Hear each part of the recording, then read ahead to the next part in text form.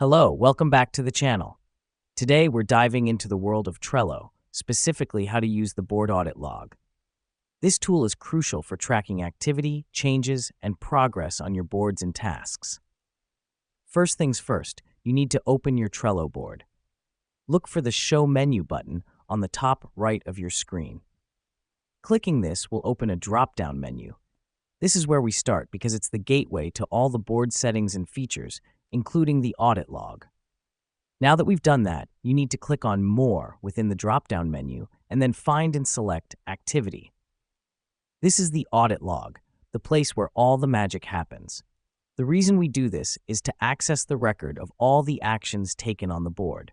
It's like a detective's notebook, helping you understand who did what and when. Next up, feel free to explore the audit log. Here, you'll see a list of activities in chronological order. You can identify who made changes, which cards were shifted, and any comments that were added. This helps us because it keeps us abreast of the board's progress and ensures accountability within the team. Let me explain why this matters. With the board audit log, you can keep tabs on your project's timeline, ensuring that everything is running smoothly and as planned. It's your project's black box, recording everything that happens.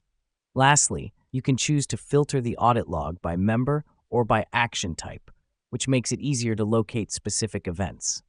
You simply click on the Filter by Member or Filter by Action dropdowns and select the desired criteria.